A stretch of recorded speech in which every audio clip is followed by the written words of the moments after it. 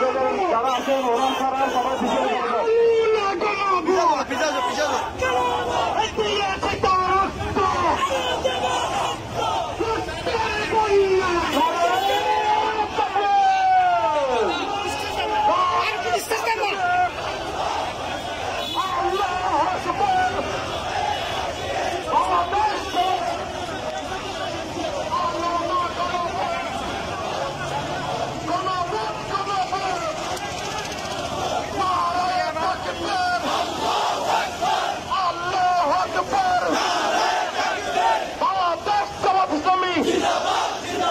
জিন্দাবাদ জিন্দাবাদ বাংলাদেশ জামাত ইসলামী জিন্দাবাদ জিন্দাবাদ বাংলাদেশ জামাত ইসলামী জিন্দাবাদ জিন্দাবাদ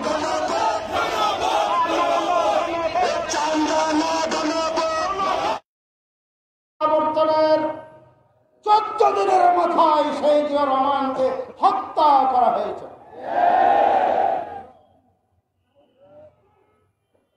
কিন্তু আজ পর্যন্ত সেই হত্যাকাণ্ডের বিচার তদন্ত কিছুই হয়নি।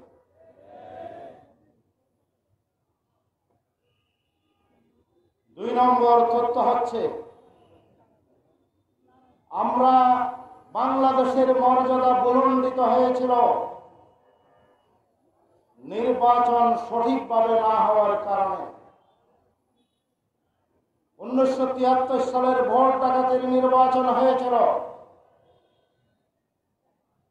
1996 মাগুরা নির্বাচন এবং 15 ফেব্রুয়ারির নির্বাচন হয়েছিল। 1996-তে আওয়ামী লীগকে যে ক্ষমতায় আনার নির্বাচন হয়েছিল সেটাও ছিল ষড়যন্ত্রের নির্বাচন, পাতানো নির্বাচন। Fair election monitoring alliance FEMA নামের একটি সংস্থা চিহ্নিত ইন্ডিয়ার দোসর, স্বৈরাচারের দোসর এনজিওদেরকে কাজে লাগিয়ে পুরো নির্বাচন ব্যবস্থাকে পলিউটেড করেছিল এবং কৃত্রিমভাবে আওয়ামী লীগকে 1996 সালে ক্ষমতায় এনেছিল। আওয়ামী লীগ কখনো নির্বাচনে ক্ষমতায় আসতে পারেনি। এরপর অনেক ত্যাগ প্রতিক্রিয়ার বিনিময়ে আমরা 91 সালে নির্বাচন, 2001 সালের নির্বাচন, এই দুটি নির্বাচনকে আমাদের মনোভূত পেয়েছিলাম। এরপরে আমাদের 2007 সালের 22 জানুয়ারি একটা নির্বাচন নির্ধারিত ছিল। সেই নির্বাচনকে ভণ্ডুল করার জন্য 2006 সালের 27 অক্টোবর 28 অক্টোবর লগি বইটা তাণ্ডব অগ্নিকাণ্ড করে সারা দেশে নৈরাজ্য সৃষ্টি করেছিল আওয়ামী লীগ। নির্বাচন বাংলাদেশ আর মেনে নেবে না। এখন তো আওয়ামী লীগ নেই, আওয়ামী লীগের দোসর জাতীয় পার্টি নেই, 14 লোকজন মাঠে নামার সাহস করে না। কালকে লকডাউন দিয়েছিল, লকডাউন কি হয়েছে?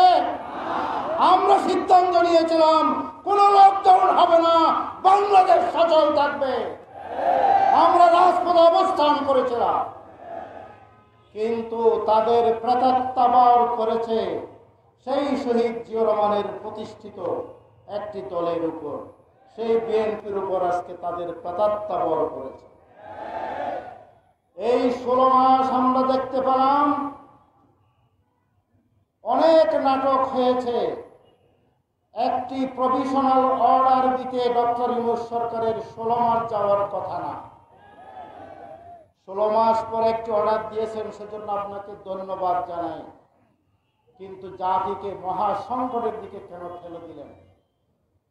কেন স্বৈরাচারের দোসরেরা এখনো আপনার উপদেষ্টা পরিষদে বসে আছে? কেন আমলাতন্ত্রের মধ্যে বসে আছে? কেন আরেকটি দলের উপর ভর করেছে? জাতি জানতে চায়। অধিদন্ত অজিত দুবাল এবং খলিলুর রহমানের দ্বিপাক্ষিক বৈঠকের আলোকে আপনি একটা পার্টির লিডারকে ভবিষ্যৎ প্রধানমন্ত্রী ঘোষণা করেছেন, দ্বিপাক্ষিক বৈঠক করেছেন, দ্বিপাক্ষিক প্রেস রিলিজ করেছেন। এটা বাংলাদেশের ইতিহাসে নয়, বিশ্বের ইতিহাসে কোন রাজনৈতিক শিষ্টাচারে পড়ে না। একটা সরকার কখনো একটি দলের সাথে বিশেষ বৈঠক করে দ্বিপাক্ষিক ঘোষণা দিতে পারে না। কিন্তু বাংলাদেশের মানুষ সচেতন আছে। যতই ষড়যন্ত্র করেন, জুলাই শহীদদের যে বৈষম্যহীন আন্দোলনের টার্গেট, সেটা আমরা বিকিয়ে দিতে দেব না ইনশাআল্লাহ। প্রয়োজনে রাত্রি ২৬ ঘন্টা পাহারাদারি করব, কিন্তু কোন ভারতীয় আধিপত্যবাদকে বাংলাদেশে মেনে নেওয়া হবে না ইনশাআল্লাহ। আগামী দিনের আন্দোলনে অংশগ্রহণের আহ্বান জানিয়ে আমি আমার রাজপথে বক্তব্য চাই। আর এই অভ্যুত্থানকে যদি শতভাগ মর্যাদা দিতে হয়, জাতীয় নির্বাচনের সাথে গণভোটকে গুলিয়ে ফেলার কোন সুযোগ নেই। আমরা একই দিনে গণভোট মানি না, আমরা মানব না।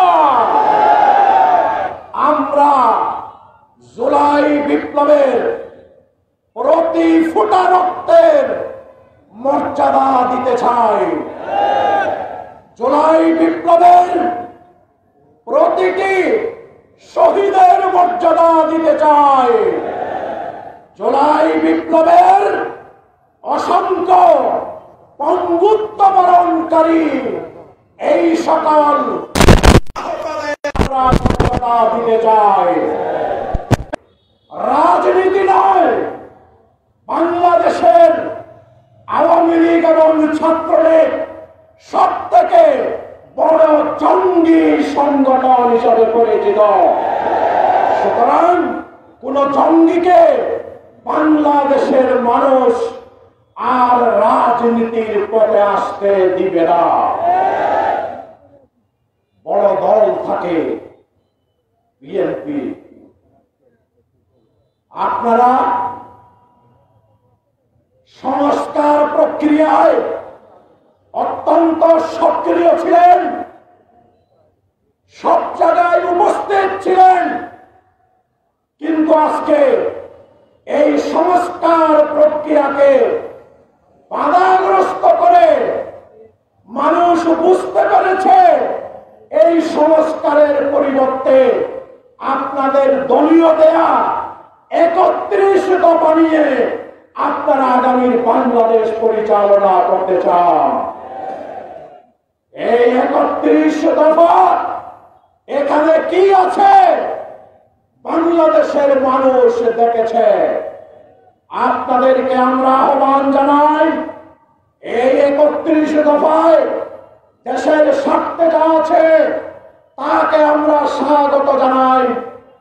আর মৌলিক সংস্কারের জন্য জাতির সামনে আগামীর বাংলাদেশের যেই রূপম্যাপ দেওয়া হয়েছে, এটির সাথেও আপনাদেরকে একাত্মতা ঘোষণা করতে হবে। সংগ্রামী বৈষক, আসন্ন জাতীয় নির্বাচনে এই ষড়যন্ত্রের পিছনে কারণ হচ্ছে বাংলার তারুণ্য, বাংলার যুবক, বাংলার খেটে খাওয়া মানুষ দাঁড়িপাল্লার পক্ষে ঐক্যবদ্ধ হয়েছে। বাংলাদেশের টেকনাফ থেকে তেতুলিয়ার বিরুদ্ধে আওয়াজ উঠেছে, আমরা সাদাবাসকে ভোট দেব না। আওয়াজ উঠেছে, আমরা লুটেরাদেরকে ভোট দেব না। আওয়াজ উঠেছে, যারা নিজ দলের কোন দলে ক্ষমতায় যাওয়ার আগে শত শত নিজ দলের কর্মী খুন করেছে, তাদেরকে আমরা ভোট দেব না।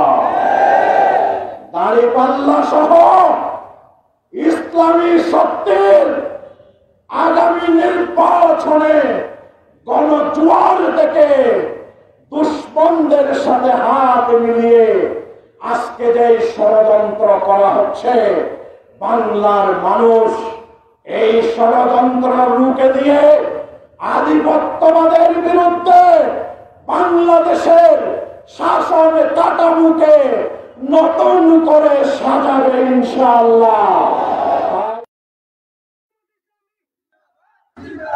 জিন্দাবাদ জিন্দাবাদ বিরাশি রক্ত